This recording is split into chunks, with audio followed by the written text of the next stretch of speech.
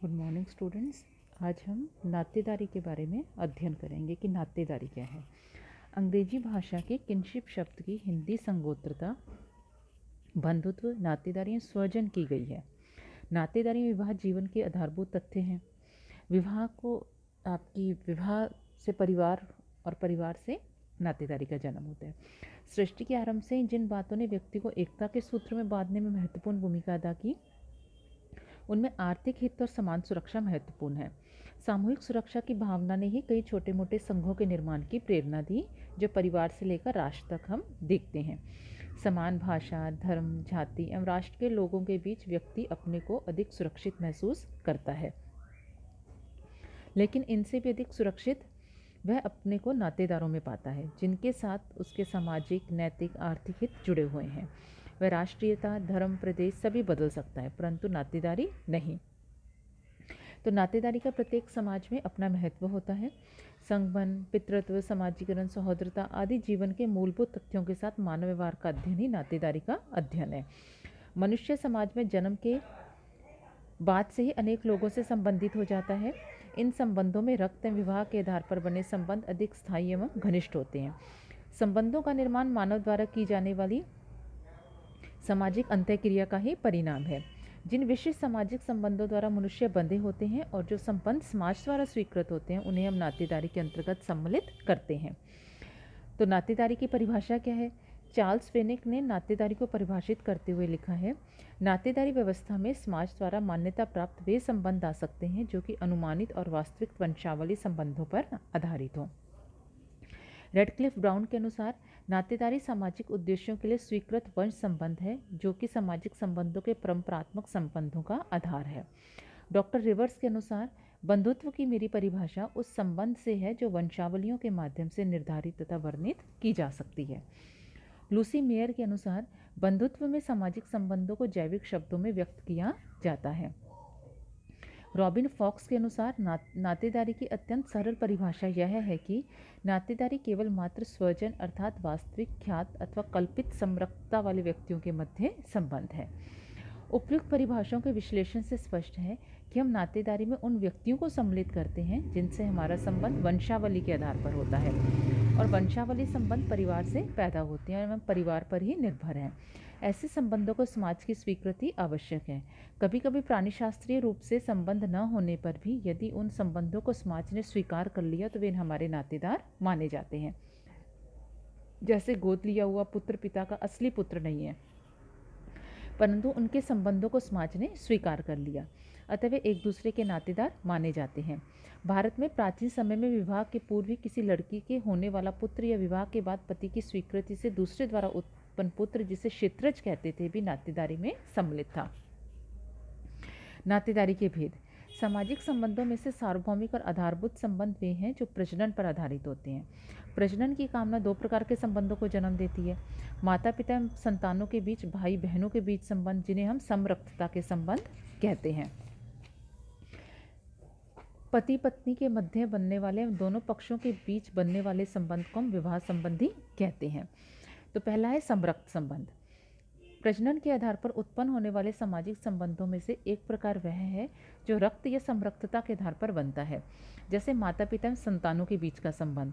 संतानें माता पिता से वाहकानु ग्रहण करती हैं और ऐसी मान्यता है कि उनमें समान रक्त पाया जाता है। इसी प्रकार से भाई बहनों में भी समान रक्त संबंध होते हैं। एक व्यक्ति के माता पिता, भाई बहन, दादा दादी, मामा, नाना नानी, चाचा, बुआ आदि सभी रक्त संबंधी हैं। लेकिन रक्त संबंधियों के बीच सदा ही प्राणीशास्त्रीय संबंध होना आवश्यक नहीं है। उनके बीच काल्पनिक संबंध भी हो सकते हैं। इन संबंधों को यदि समाज स्वीकृति दे देता है तो वे वास्तविक संबंधों की तरह ही माने जाते हैं। अतः रक्त संबंधों में जैविकीय तथ्य इतना महत्वपूर्ण नहीं है जितना कि सामाजिक मान्यता का तथ्य। विभिन्न समाजों में हमें इसके अनेक उदाहरण देखने को मिलते हैं। मलेशिया के ट्रोबियांडा द्वीप निवासियों में वास्तविक पिता कभी कभी अज्ञात होता है, लेकिन परंपरा अनुसार संतान का पिता वही माना जाता है जो उस लड़की से विवाह करता है। गोद लेने वाली प्रथा इसका सार्वभौमिक उदाहरण है। जिस व्यक्ति को गोद लिया जाता है उसके प्रति सभी जगह ऐसा व्यवहार किया जाता है जैसे वह जैविक रूप से उत्पन्न संतान हो। यदि वास्तविक रक्त संबंधी ऐसे संबंधों का आधार होता है तो हम कई संबंधियों को एक ही नाम से क्यों पुकारते? जैसे पिता की आयु व माता की आयु के लोगों को पिता या माता शब्दों द्वारा संबोधित क्यों करते हैं? कुछ लोग जैविकीय संबंधों की तुलना में संबंधियों द्वारा निभाए गए अधिकार एवं कर्तव्य को अधिक महत्व देते हैं। मलेशिया के कुछ भागों में बच्चा किस परिवार का माना जाएगा, इसका निर्णय प्रसव की क्रिया से नहीं होता, वरन कुछ सामाजिक कृत्यों पर निर्भर करता है। वहाँ एक द्वीप में तो प्रसूता का जो व्यक्ति उसके कार्यों का मूल्य देता है वही उसकी संतान का पिता कहलाता है। एक दूसरे द्वीप में वह व्यक्ति पिता बन जाता है जो गृह द्वार पर साइकस वृक्ष के पत्ते का आरोपण करता है। इस प्रकार स्पष्ट है कि पितृत्व और मातृत्व सृजन एवं प्रसवन की शारीरिक क्रियाओं पर ही पूर्णतः आधारित नहीं है, वरन सामाजिक प्रथाओं पर भी निर्भर है। दूसरे हैं विवाह संबंधी। प्रजनन पर आधारित नातेदारी संबंधों में विवाह संबंध भी हैं जो विषम लिंगियों के बीच समाज की स्वीकृति के परिणामस्वरूप स्थापित होता है। केवल पति पत्नी ही विवाह संबंधी नहीं है, वरन दोनों के परिवारों के अनेक संबंधी भी परस्पर विवाह संबंधी होते हैं, जैसे सास ससुर, ननद भौजाई, जीजा साली, साला संबंधी, साडू, फूफा, भाभी, बहू आदि। इन संबंधों को दो व्यक्तियों के संदर्भ में ही प्रकट किया जाता है, जैसे सास बहू, ससुर बहू, पति पत्नी, जीजा साली, मामा भांजा, मामी भांजी आदि। इन सभी संबंधियों के बीच का संबंध का आधार रक्त न होकर विवाह है।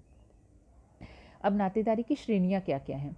हमने जितने भी नातेदार हैं उन सब से हम समान रूप से संपर्क, निकटता एवं घनिष्ठता नहीं रखते। कुछ हमसे अधिक निकट हैं तो कुछ दूर। कुछ इस निकटता, घनिष्ठतम संपर्क के आधार पर हम नातेदारों को विभिन्न श्रेणियों में बांट सकते हैं, जैसे प्राथमिक, द्वितीयक, तृतीयक, चतुर्थ, पंचम आदि। मर्डॉक ने नातेदारी की श्रेणियों को गहन अध्ययन किया। उनमें वो पहली श्रेणी बताते हैं प्राथमिक संबंधी।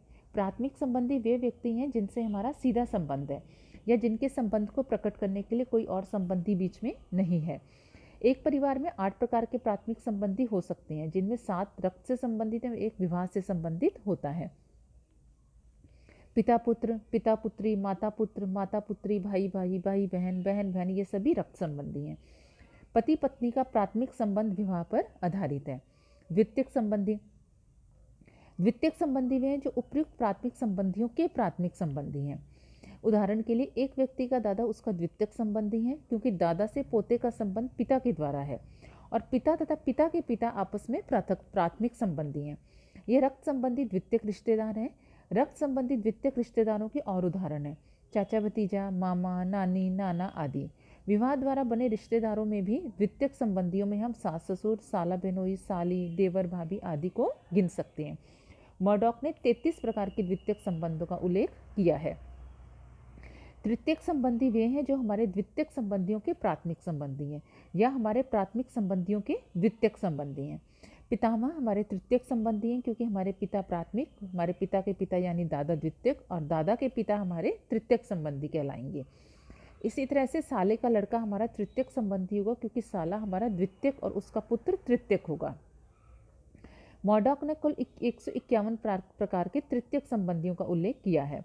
तो इस प्रकार हम मर्डॉक का देखें तो प्राथमिक संबंधी 8 बताए, द्वितीयक 33 और तृतीयक 151 प्रकार के संबंधियों का उन्होंने उल्लेख किया है। इस प्रकार संबंधों की यह श्रृंखला हम चतुर्थ, पंचम, षष्टम और आगे भी ले सकते हैं। अब नातेदारी संज्ञाएं। मजूमदार और मदान के शब्दों में संगोत्र सूचक शब्द ऐसी संज्ञाएं होती हैं जिनका प्रयोग विभिन्न प्रकार के संबंधों के उल्लेख के लिए किया जाता है। जब हम किन्हीं लोगों के नातेदारी के नियमों तथा व्यवहारों को समझना चाहते हैं तो हमें ये अवश्य ही पूछना होगा कि वे स्वजनों को किस प्रकार वर्गीकृत करते हैं, उनमें भेद किस आधार पर करते हैं तथा उनको पुकारने के लिए किन शब्दों का प्रयोग करते हैं। नातेदारों को संबोधित करने के संज्ञा शब्द उनको विभिन्न श्रेणियों और उपश्रेणियों में विभाजित करते हैं। कभी कभी यह विभाजन सामाजिक वास्तविकता के साथ सामंजस्य स्थापित करता है और कभी कभी नहीं भी। तो अब हम इनकी उसका देखेंगे संज्ञाएं। तो विशिष्ट वर्णात्मक या व्यक्तिकात्मक शब्द यथार्थ संबंध सूचक होते हैं और केवल उन्हीं व्यक्तियों के लिए प्रयुक्त होते हैं जिनके संदर्भ में या तो जिनको संबोधित करते हुए बात की जाती है। जैसे जब हम कहते हैं पिताजी, तब हमारा अर्थ एक विशिष्ट संबंधी से है जो समाज में पिता के संबंध से जाना जाता है। दूसरा प्रकार है वर्गात्मक संबंधी। इसके विपरीत वर्गात्मक के अंतर्गत एक शाखीय विभिन्न शाखीय कई व्यक्तियों और प्राय विवाह मूलक संबंधियों के लिए एक ही संबंध सूचक शब्द का प्रयोग किया जाता है। संबंध सूचक शब्द इन सभी संबंधियों को एक वर्ग के रूप में समान मानता है।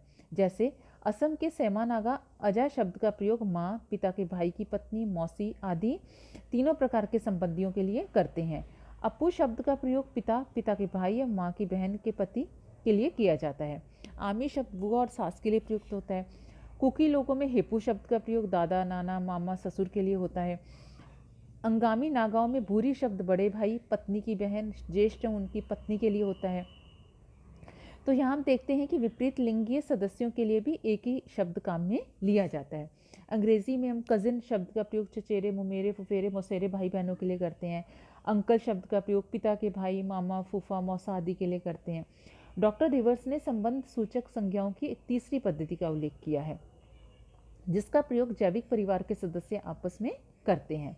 तो इस प्रकार हमने नातेदारी में नातेदारी का अर्थ देखा, परिभाषाएं देखी, नातेदारी के प्रकार देखे और इसकी संज्ञाओं का अध्ययन किया। धन्यवाद।